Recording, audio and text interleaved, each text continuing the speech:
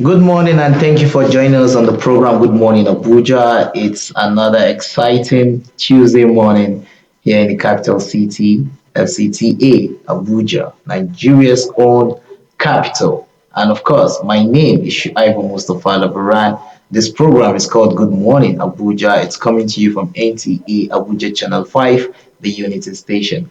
As usual, we have intentionally designed this program to cater to your morning needs, meaning we want to educate you, inform you, sensitize you, as well as entertain you so that the rest of your day can take the proper settings, the proper shape, and you'll be able to maximize the benefits that the day will present to you.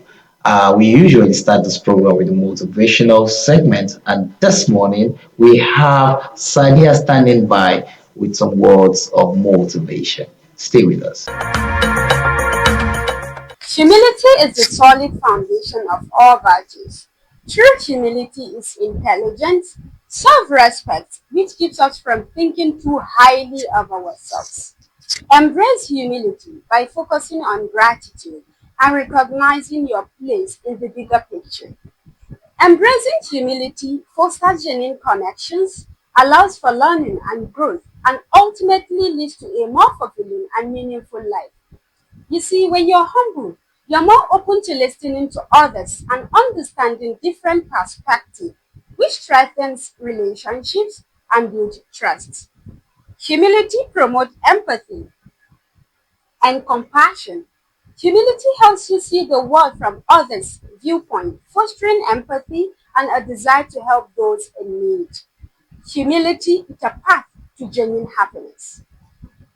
When you're not consumed by ego or pride, you can find more joy in simple things and appreciate the beauty of life by having a modern view of yourself, and you'll be able to relate more to others. Humility is rare, yet valued accessory that looks good on everyone. Nothing ever stays permanent, whether it's around the continent, whether it's about leadership, etc. Nothing ever stays forever. So stay humble, have a little patience, and don't give up. Thank you so much, Sadia. And straight to the next segment, we are going to our Keep Fit segment. And this morning, we'll be looking at general body exercise.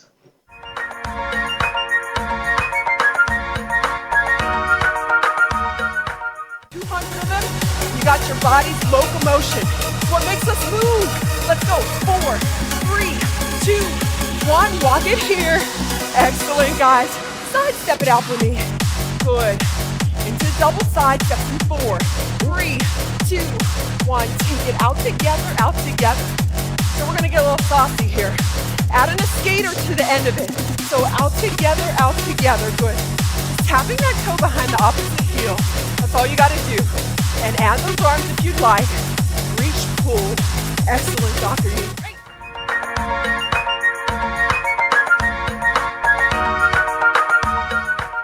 Welcome back from that Keep Fit segment. Let's take a very short break now. When we come back, we'll be bringing you our first guest on the program.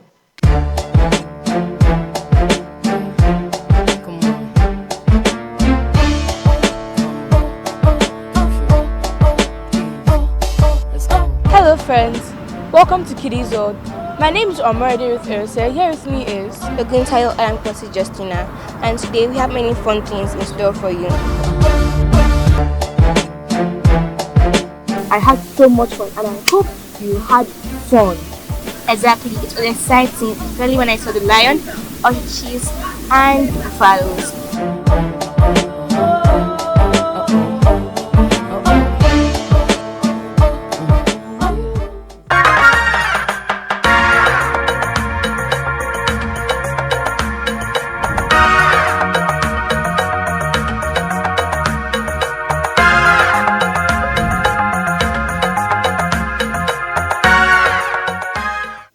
Every day, in hospitals across Nigeria, blood is a lifeline. From women giving birth to accident victims and to children battling with sickle cell anemia, the need for safe blood is constant and often urgent.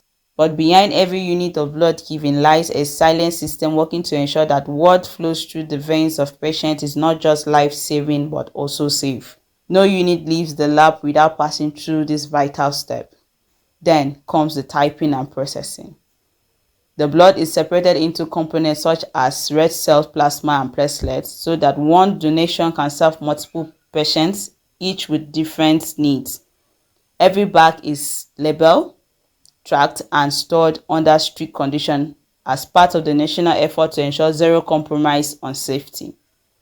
With the National Blood Services Agency leading the charge, every drop is counted, tested, trusted, and given with care. Remember, blood is not just blood, it's life, and it's waiting for you. There's a peculiar problem that we have not just here in Nigeria, but there's a challenge that everybody battles with, and that is access to safe blood and blood products. You see, here in Nigeria, this problem is persistent and it is peculiar to us in the sense that we do not have enough blood donors, or let me say, we do not have people who contribute by donating blood so that people who need this blood can access it. Let us remember the blood is life. What is the essence of life if you cannot share it with someone else? This morning, we will be discussing the challenges mitigating the access to safe blood and blood products, especially here in Nigeria. And I'm joined this morning in the studio by Dr. Abubakar Sani of the National Blood Services Agency. Good morning, and thank you for coming on the program. Good morning. Yeah. Good morning, Nigerians. Yes. Last week, it was a flurry of activities. Your agency was in the forefront of the advocacy and, of course, the sensitization to bring about the needed attitudinal change towards safe blood and safe blood products. And in keeping in line with the theme of this year's commemoration of the World Blood Day, you were all out. Let me start by asking you what the basics are. Why is it that access to blood, safe blood, is such a mirage in this country?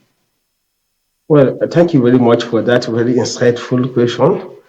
I think I will start by saying that I will agree with you that the blood we get from donations in this country is actually not adequate to meet the demand or the need of the patients, because it's estimated that in Nigeria we need an average of 1.8 to 2 million units of blood annually to meet up with the demand. Based on the WHO estimate that the blood requirement is about 1% of the population. So with a population of 200 million, we definitely need about 2 million units of blood. But it may interest you to know that we rarely get more than 500,000 units. Just about a quarter, 25% of what is required is what we get annually. And it's really a big challenge. I think the most significant challenge we have is lack of voluntary non-remunerated blood donors. Because all over the world, the standard is to have voluntary non-remunerated blood donors that will go and donate their blood at regular intervals, and the blood transfusion services will not take the blood, store them appropriately, and issue them when the patient is required, when it's required by the patient. So I think that is what is the greatest challenges. We have other challenges, of course, we know, like the logistics challenges, even the storage of the blood because of epileptic power supplies in most hospitals and a lot of that. But if we could get the voluntary blood and Nigerians to voluntarily come and donate blood, it will go a long way in addressing this gap that we have. Amazing. I was going to ask you if just the voluntary donors were the challenges, but you have touched on infrastructures now for preserving this drop by bloods, and of course, even the testing kits and all of those things you need. Can you elaborate more? Yes, I think we all know that, for example, when you have a blood, you can store a blood for a maximum of 35 days, that's 5 weeks. And to store the blood require refrigerators that are controlled at a very special temperature, just maybe 2 to 6 degrees Celsius. So, meaning there should be a 24-hour electricity supply. That is one of the conditions. Number two, talking about the testing too. We know that for blood transfusion, it's not the ordinary test that you do by the bedside and put on a strip. There are some advanced technique because you have to make sure that the blood is very safe before you give to the patient. Now, those machines that are used for this test are also quite expensive and they require the same power supply that those other that the blood that the refrigerators also need. So this is one of the challenges that we have. Then, of course, in terms of infrastructure, if you look at it, perhaps most of the places that require the blood, the health centers, they are all the facilities, they are actually not Up to standard. yeah, if I may use that word, but they don't have all those facilities and the equipment that are needed. So you find out that the gap is always there, and they have to be running around sometimes. If it's when the patient is down and maybe that's a desperate situation, they quickly grab somebody, just take the blood there, and quickly transfuse and all that. Which ideally it shouldn't be like that. Ideally, there should be a blood bank that is well equipped. The blood is always available 247, safe and accessible. So that once there is need, all you need to do is to alert the blood bank that we need so units of blood with so blood group. And in the next 5 10 minutes, they are delivered and that goes on. So we still have some, I mean, a long way to go Okay. in the Now country let's as a let's whole. let's come back to these voluntary blood donors. Uh, you see, there's a standard all over the world that the people who actually drive the blood availability process are the voluntary, non-remunerated Blood donors. blood donors. Yes. Why is it that we do? Why don't we have this here? We are a country of over 200 million people, estimatedly. Is it so difficult to get 2 million people, say, to donate blood out of this 200 million? Honestly, it shouldn't be difficult, especially considering the fact that it's people like you and I that are educated and maybe a bit comfortable that we give it. It shouldn't be difficult. But I think the major problem we have is that of attitude. There's attitude and there are a lot of misconceptions surrounding the blood donation entirely. In fact, there are people that believe that the only time you can donate blood is when you have a sick relation. Maybe your child, your wife, or somebody is sick. You just go and donate, and it ends there. So the awareness is really not there. And of course, as I said, the attitude and some cultural beliefs and all that, there are a lot of factors that mitigate. And that's why in the agency, if you look at our program the past 1 year or so, we are putting a lot of emphasis on creating awareness, sensitizing and mobilizing the public because we believe that's the only way we can do that. But we still have a long way to go. Okay. Now, this relationship between your agency and hospitals, because it's not a one-way show. You cannot do it alone. You need the voluntary donors. You need your own. We need you because now it's we that is needing you. We need the voluntary blood donors. We need you, the agency, and then we need the hospitals. You have touched on the fact that some hospitals lack even some of the basic preservation materials to even keep the blood when even the blood is available. Now, how does your agency intend to strengthen this relationship with hospitals further, especially in the area of mitigating or overcoming some of the challenges that we've mentioned so far? Yes, I think that's a very significant challenge that you just mentioned. And based on our annual plan for this year, we have worked out two strategies. The first strategy is that we try to classify the hospitals as tier one, tier two, and tier three, or level one, level two, or level three hospital in terms of blood transfusion service. Now, the level one hospitals are actually like the primary healthcare centers, which, as we said, they have the challenges, infrastructure, and everything. So those centers are supposed to just be that they should not offer, or they are not going to be offering blood transfusion service. If they have a patient that needs the blood transfusion, they'll come They should access it, refer. or they can access the blood or from our centers or Okay. from a tier three hospital. In that way, they don't need to bleed a patient, they don't need to group, they don't need to cross match. But in case of emergency, because sometimes if you say they should not transfuse completely, They could have a patient, probably a pregnant woman that is bleeding, Yes. and she And need they the blood. need the But they blood. know that they can just call and few minutes the blood will be presented to them. They don't need to take the blood, they don't need to store it and all that. Those are tier one hospitals. And most of the primary health centers, and even some private hospitals, will fall under that. Then the tier two hospitals are the hospitals that are like the secondary healthcare facilities. They have some form of facilities that can actually take blood from the donor, but they will not be, they may not have the kind of gadgets or equipment that we need to process the blood to the standard that we want. And they may not even have the storage facility to keep the blood for that long. So what to ask them to do is take the blood from the donor when they come to donate, pack them within hours, within a maximum of 4 hours, send them to our facility or to a tertiary health facility. There, it could be processed, screened, stored, and it will be available to you whenever you need it. So that's for the tier two. Then for the tier three, they're actually the tertiary health institutions, like the teaching hospitals, the federal medical center, and the rest. Those we believe that they have all the facilities required, both for the screening, for the storage, and for taking the blood. So they can function optimally and keep the blood and use it the way we do in our facilities. Except there are challenges then that can now refer to us.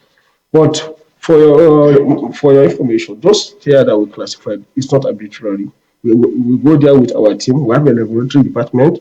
We have a team of inspectors. We go there, we assess, then we label you as this is your particular level, and Okay. we take it up from there.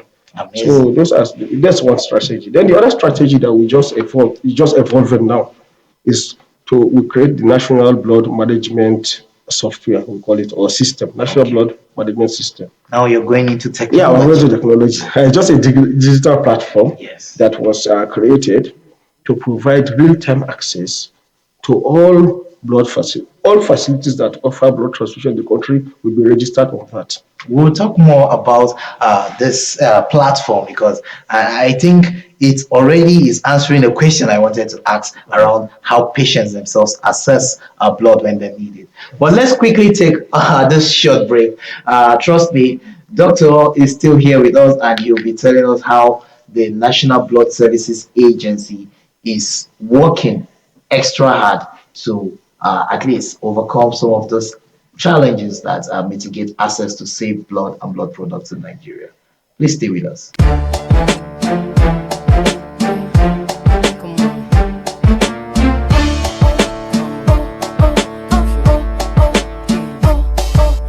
Hello, friends. Welcome to Kiddies World. My name is Omar with Erse. Here with me is Oguntayo and Kwasi Justina, and today we have many fun things in store for you. I had so much fun and I hope you had fun. Exactly, it was exciting, especially when I saw the lion, orchids, and buffaloes.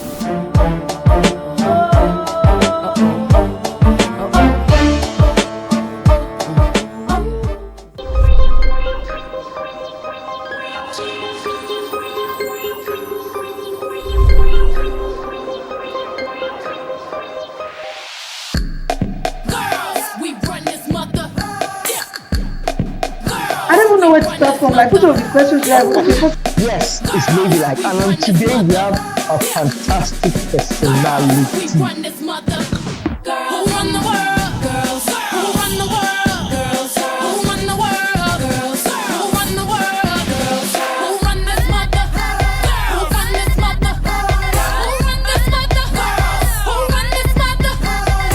What a man can do, a woman can do even better, better, better, better, best.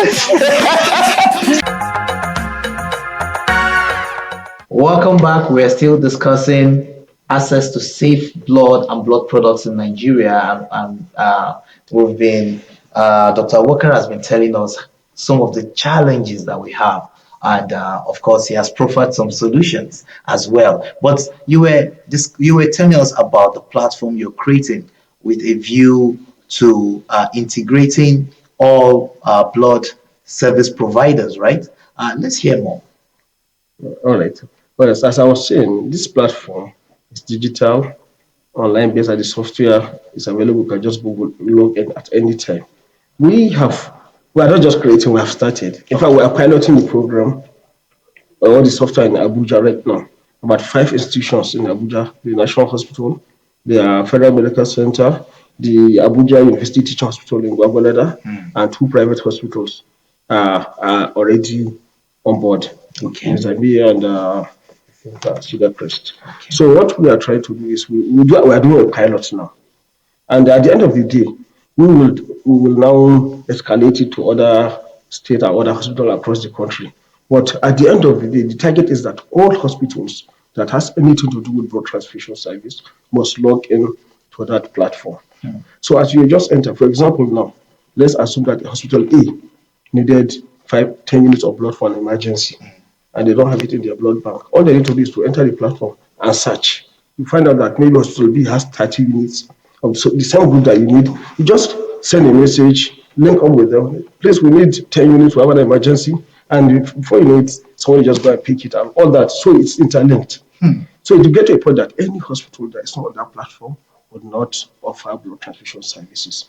And that will reduce the wastages and it will increase efficiency. Because I wanted to speak about wastages because I try to imagine.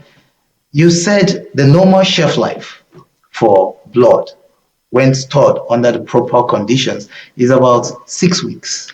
5 weeks. Five to 6 weeks. 5 weeks. Yes. 5 days. So what happens when that blood is not deployed for use? But you just answered that by telling me that this platform will address such issues. Now let us come to what we call family replacement or family donations because I think this is one that we are most common with. Once, for example, let me use myself as an example now. I remember when my wife was pregnant and they say she had to go through CS, we we were told to get blood.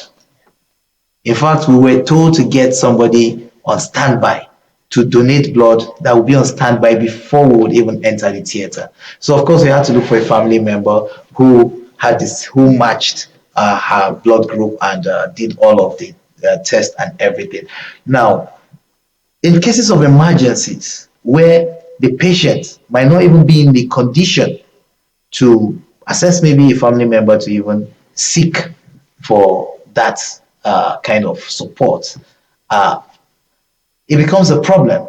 So tell us, this family replacement donations that we talk about, even though they are done voluntarily, how do we how do we integrate it or interface it into becoming voluntary donors? These are people who are willing to donate for their family members. Why can't we bring them to donate for other families as well? I think you just captured. It's like you answered the question yourself. Myself. Yes, because as I said earlier, the most important and the most useful blood donation is the voluntary Blood non-donated donor. And it's the practice all over the world in advanced climes. But here we are still on family replacement donor as the most common donation here. Now, what we are trying to do is to, because we believe that any family or any person that donates blood once, be it family or emergency, is already a low-hanging fruit that we can pluck. So during the counseling for the donation, after you have donated, we do a pre and a post counseling. The pre counseling is to tell you what the donation is all about, but the post counseling is to tell you that, see, you have donated blood. Do you feel anything? He said, no, I feel good. Now, as a man, you can actually donate this blood every 3 months voluntarily. And next time when there's an emergency, nobody to call you because that blood that you donated will be kept and used for this particular purpose. So once you have a family replacement donor now, the concept is try to inculcate him and educate him to become a voluntary donor. And actually see the results. Wow. A man can donate once in every 3 months. A female can donate once every 4 months. And with that, with time, we may not just need all these family replacements and the rest. Well, Dr. Walker, I'd like to thank you for coming on the program. You've educated us and sensitized us on how we could continue to contribute our quota, especially the voluntary blood donors. And of course, if you one like me here who is not donating, please, it's time for us to pick up this one raw stacks and give life to those who need it, because we might also need it one day. That's the whole thing about life. So thank you for coming on the show. It's such a pleasure having you, and kudos to you and your team. You're doing an amazing job. Thank you very much. And goodbye for now. Okay, thank you so much, Yes. Dr. Obokar. The program is still Good Morning Abuja, and yes, the conversation has been how to mitigate against access to safe blood and blood products in Nigeria. And Dr. Obokar has been taking us through some of the challenges as well as ways that we could overcome some of those challenges as well. But our clarion call is, hey, whatever you're doing, there's something you have to give, and in this case, that blood is needed. Please make it a habit. Every 3 months for the male, every 4 months for the female. Just 1 pint, and it would go a long way in saving countless lives. Let's go on this short break now.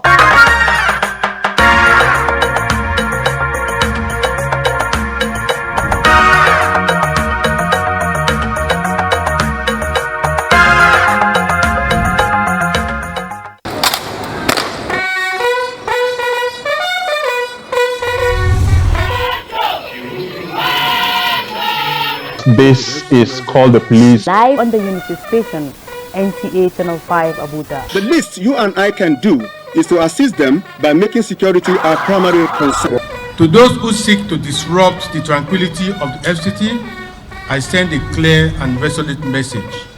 My tenure will be marked by a zero tolerance approach to all forms of crimes and criminality. When there's a court order that restricts them to Mushu Abiola Stadium, they ought to have obeyed that law. But because the FCT Police Command were prepared, were proactive, were able to manage within the ambit of the law. Security is everyone's business. This is why NTA Channel 5 Abuja is collaborating with the FCT Police Command in providing a weekly platform for up-to-date security check in the FCT. Join us for the real information every Wednesday at 10:30 a.m. on NTA Channel 5 Abuja, the Unity Station.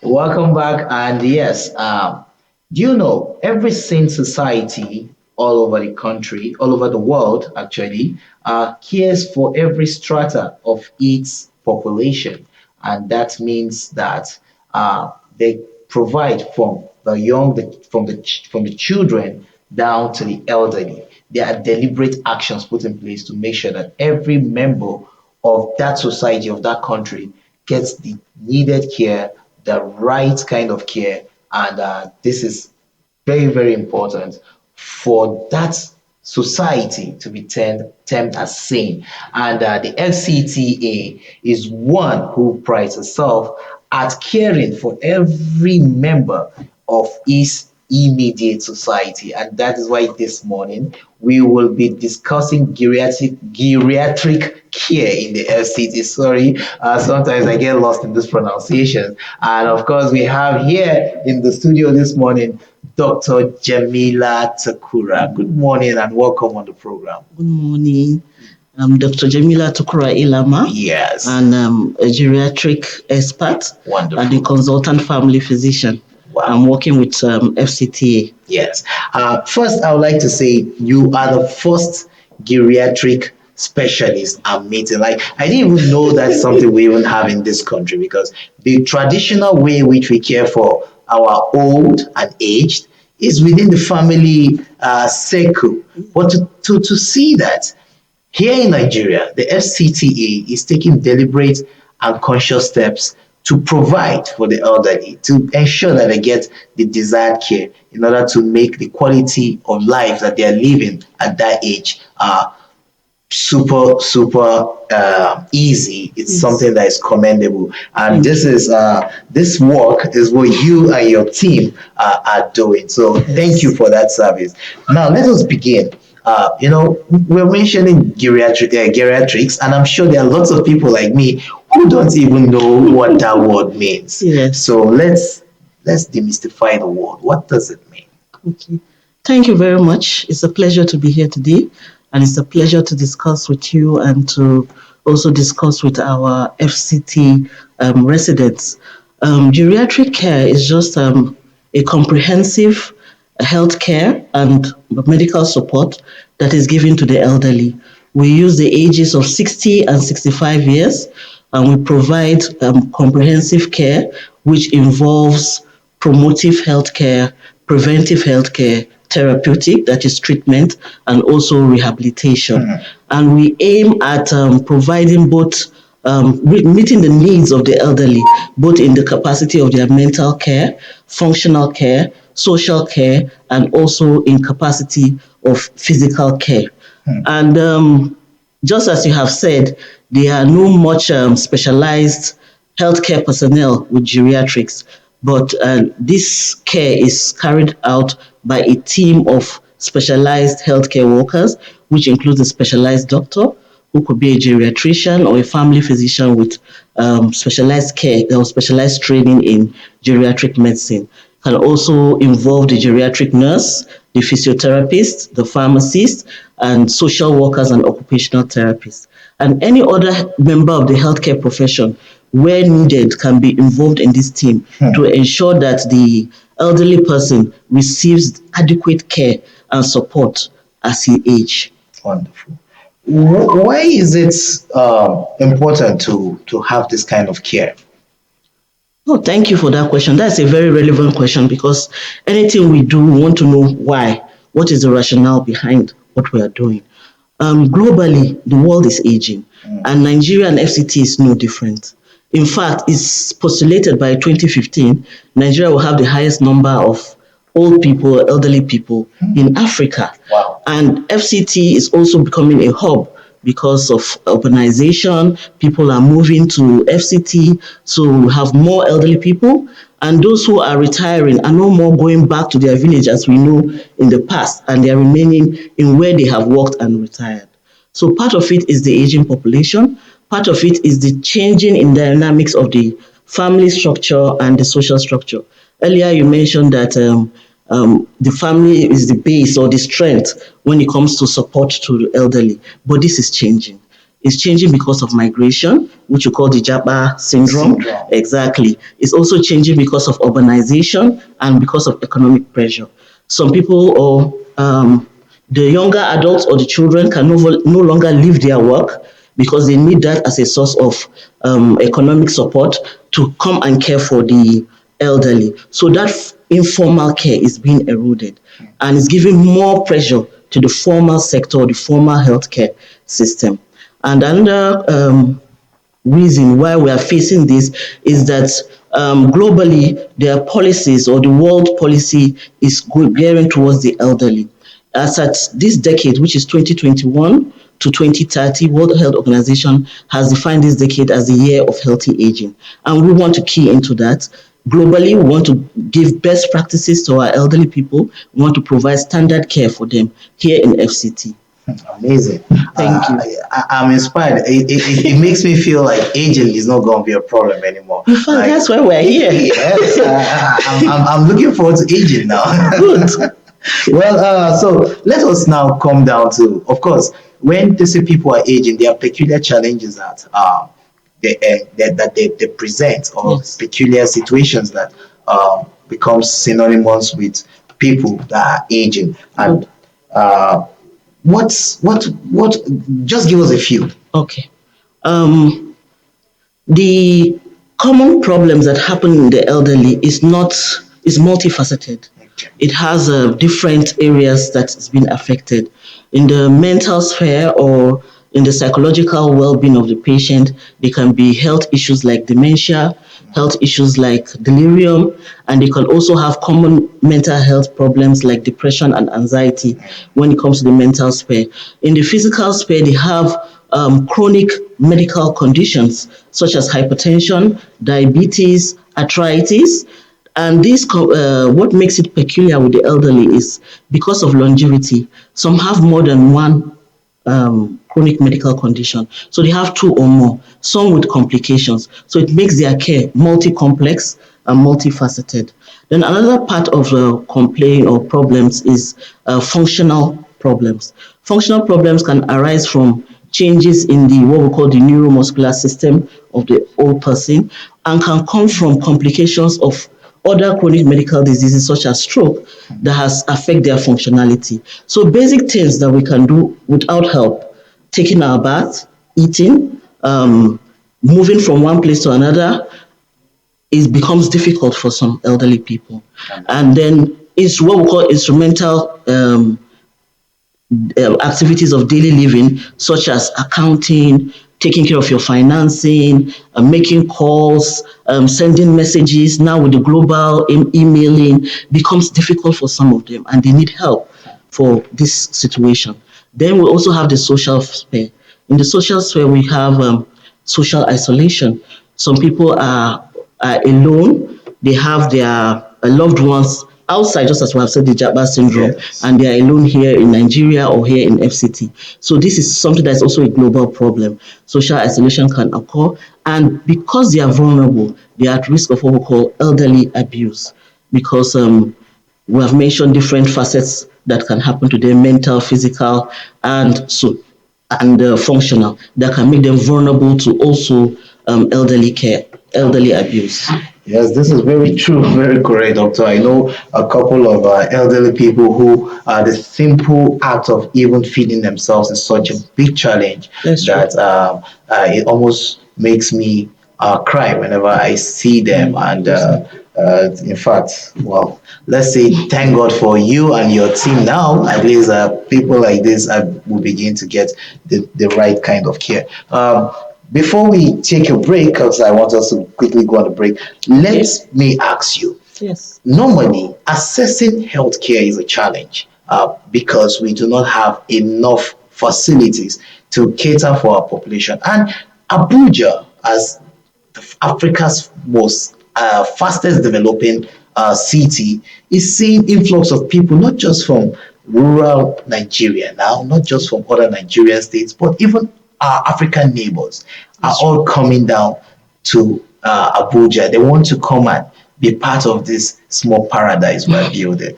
So now, with this difficulty in our present available healthcare facilities meeting the influx of population into Abuja, are there special centers you are building or specialized places you're setting up to cater for the elderly?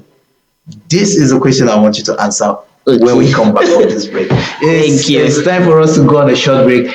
We are having a very, very important conversation with Dr. Jamila here in the studio, but stay with us. We'll be back shortly.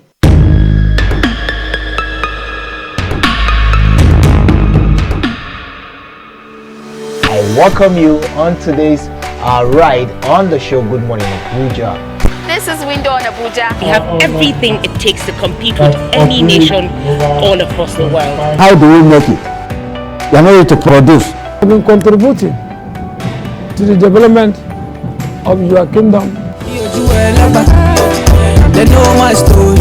Hello and welcome to Young Hearts. Our focus today will be on hepatitis B.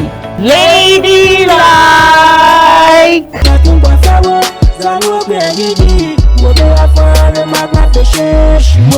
This is Entertainment Gist.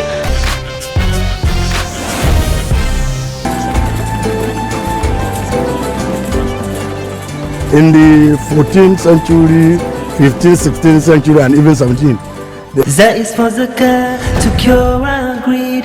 The purpose why Allah subhanahu wa ta'ala decided to create humanity. The Bible talks about a man called Apollos. This is NTA Abuja Channel 5. See you same time. And have a great and blessed week ahead.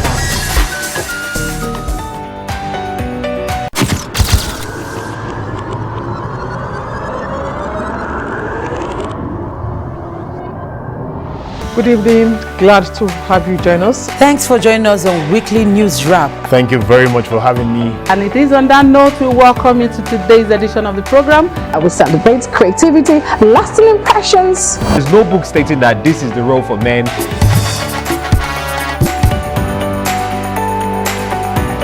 On the news. On the news at 7. Jama'a barkamu da wannan The Little Station NTA Channel 5, Abuja. Would say have a lovely day. Welcome back. The program is still Good Morning Abuja, and yes, that said, the beauty of having the older people around us is because we get to tap in from the experiences they have, and that in its way helps illuminate the path that we are taking. They are an embodiment of wisdom because they have passed through the years, they have experienced things, they've seen things. So it is only natural that we make it easy for them that in the years they have to live, they live a qualitative life. And that is what Dr. Jamila and her crew are doing here at the FCT Health Secretariat.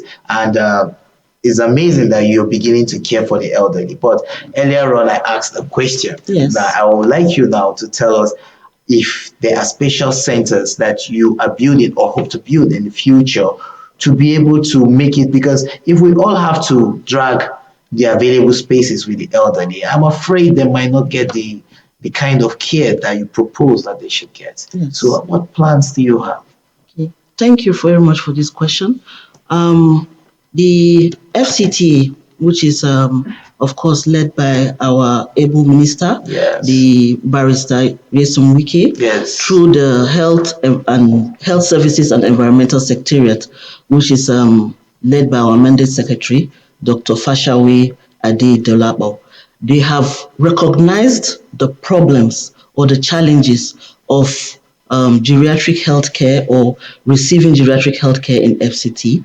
And part of those challenges is what you have mentioned, population booming, also availability of the services is not there, accessibility and affordability. They are all problems, and these challenges have been recognized, and they are committed to ensuring that this bridge is gapped. Now, the immediate one is awareness. June 15 was the World Elderly Abuse Awareness Day, Yeah. which is celebrated all over the world by the United Nations. And for the first time in FCT, it was also celebrated. Press statements were made to improve awareness for the elderly, to know that FCTA cares, to know that the services are available, and to also launch the helpline for elderly abuse. So this has already been done. The helpline is also available for elderly people and residents of FCT to call when they need help or guidance on elderly care services. Can you share that helpline with us and our viewers? Yes, I can. Please do that now. The number is given to you. Okay, yes, okay. I think that's the number on the screen there. That's the helpline number. You can email too. And an email. So if you notice any elderly person being abused, please report that through those contact options that we have on the screen. Yes, please go ahead. Thank you. So more to this commitment is their standardizing, strengthening and improving their already available services in FCT, both in the primary healthcare and selected secondary healthcare facilities, which of one there, Mianya General Hospital. We also have one in Maitama District Hospital, and they are being strengthened so that we'll be able to provide the world-class services for elderly people. Now, we talked about shortage of manpower. There's manpower shortage, and still there's not enough healthcare professionals geared towards this specialized care of geriatrics. So they are also committed to training and retraining this multidisciplinary team that has been created. They want to train them and also train other healthcare professionals who are passionate in the care of geriatrics. They're also open to partnerships and also collaboration with all other sectors, and also partnership with non-governmental organizations, CSOs, and private sector to ensure that this goal is achieved. Now, in the long term, the FCTA is looking at conceptual framework on providing an FCTA comprehensive geriatric care center, but it's a long-term program. Yes, but for the meanwhile, what is happening now and is already on ground is strengthening those services that we already have available. Amazing. Now, earlier on when we were speaking, you told us of the helpline which was launched at the Elderly People Abuse World Elderly Abuse Awareness Day. Yes, which is June 15th. Yes. Now that means that already you identify that there is a situation on ground known as elderly abuse. Exactly. Now, share with us what could constitute elderly abuse. Okay, thank you. Elderly abuse, for us that are working in the profession, we are very concerned about elderly abuse because it is a silent phenomenon. Elderly abuse is when there's an act of intentional or neglectful act towards an elderly person, which can bring harm or potential harm to that person. It can be done by a caregiver, somebody who is giving care to the elderly person, or a family or friend. But most times it's by somebody who is closely interacting with the elderly person. There are different types of elderly abuse. And the common one that most people know is when they say there's physical abuse, when they slap the elderly, but this is not common in our culture, because when we say that, it was like we have dignity for our elderly ones, but there are some that are subtle. They are under the radar, like the emotional abuse, where some people threaten their elderly, they manipulate the elderly, they talk down on them, make them feel unwanted, make them feel sad. So those kind of psychological or emotional abuse is also present. We also have abuse with finances, when you illegally use the finances of an older person, maybe because it's not having full capacity or having memory issues. You want to use those that chance or opportunity to swindle the elderly person. So this is also a form of abuse. Then we talked about neglect, where the caregiver or the person who is directly in care for the elderly person does not provide basic needs. When we say basic needs, is housing, which is shelter, feeding, and healthcare. So when you're not able to provide this, you have neglected your elderly one. And abandonment, you are caring for the person, you just go away. You just leave the person alone. So that's also a form of elderly abuse that we want to bring to light, so that the population knows, the elderly person also knows, and he should also understand that there is care or there is solution to this problem. If you see something, you say something, and caring for the elderly, it's a responsibility we should not take lightly. So the advocacy is on, the awareness is already being done, and of course we have a crack team who are seriously dedicated to ensuring that FCTA is a safe haven for the elderly. Thank you so much for coming on the show, Dr. Jamila Tukura Lama. It's such a pleasure having you. Thank you very much. Yes. It's good to be here too. Yes. So the program is still Good Morning Abuja. Let's go on this very short break now. When we come back, there's still a lot we're bringing your way. Stay with us.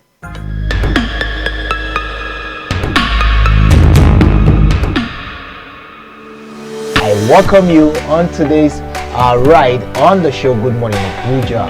This is Window on Abuja. We have everything it takes to compete with any nation all across the world. How do we make it? You are not ready to produce. I've been contributing to the development of your kingdom. Hello and welcome to Young Hearts. Our focus today will be on hepatitis B. Ladylike!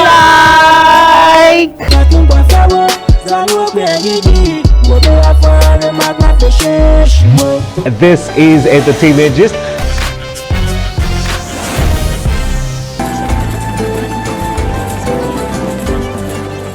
In the 14th century, 15th, 16th century, and even 17th. That is for zakah to cure our greed. The purpose why Allah subhanahu wa ta'ala decided to create humanity. The Bible talks about a man called Apollos.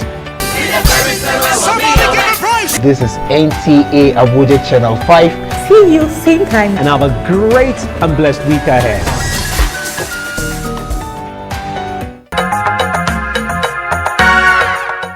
welcome back from that short break. It's time for us to take a musical break now. Let's enjoy some music and let all this information on geriatrics and caring for the elderly people sink in. Let's go enjoy this musical.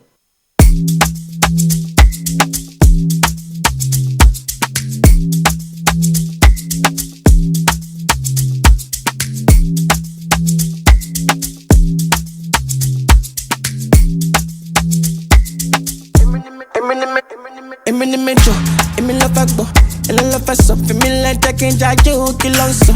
Ọmọge mẹ́sàn, èlé ló máa mọ̀, mo ní lọ́n lákọjá jó ọmọ tó ń ṣọ.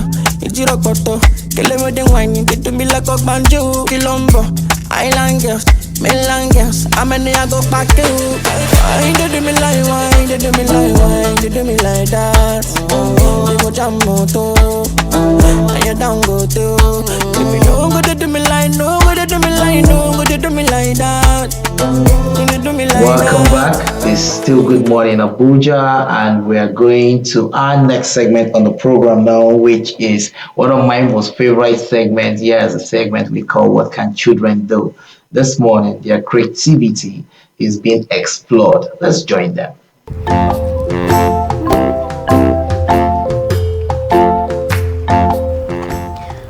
My name is Alamkwasi Justina Oguntayo. And my name is Itamani Ensa. Welcome to What Can You Do? I'm here to present on road paper match and a beautiful floral design. To achieve this, my beautiful road paper did. I soaked my paper for 2 to 3 days. After I must have smashed and soaked it, I made it into a beautiful round shape.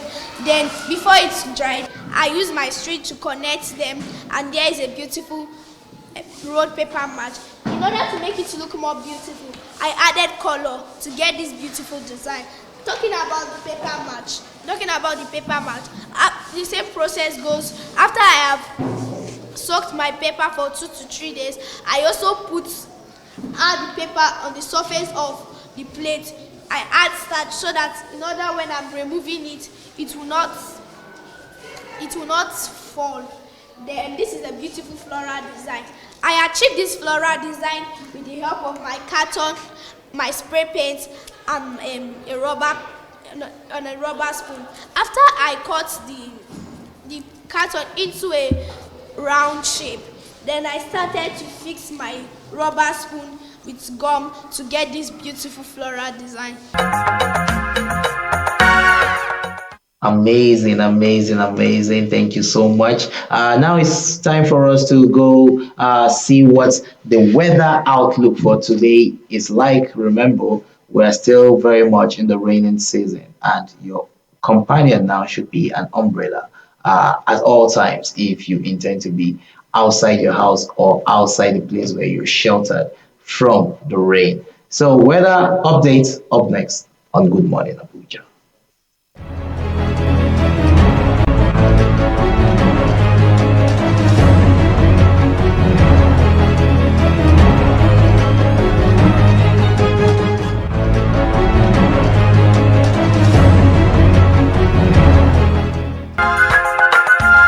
Welcome back with that weather update. We call it a wrap on the show this morning. It's time for us to go.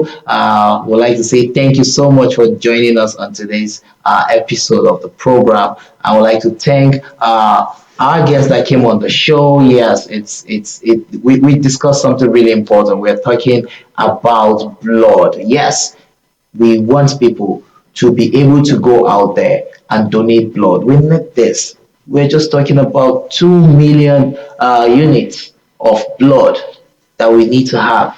Is that too much to ask from over 200 million people? I think not. You could play your part. I intend to do mine. Let us do this collectively. And of course, our elderly deserves care. They deserve empathy. They deserve respect more than anything else. They deserve love. So let us not leave them and abandon them. No, let us join forces with the FCTA to ensure that we improve the quality of living that they would have at that age. Remember, we intend to get to that age one day as well. The program is Good Morning Abuja. My name is Shuaibu Mustafa Labaran, and it's been a pleasure bringing this show to you. Let's do this again tomorrow. Remember, this is NTA Abuja Channel 5, the unity station. Do have a blessed day. Bye bye.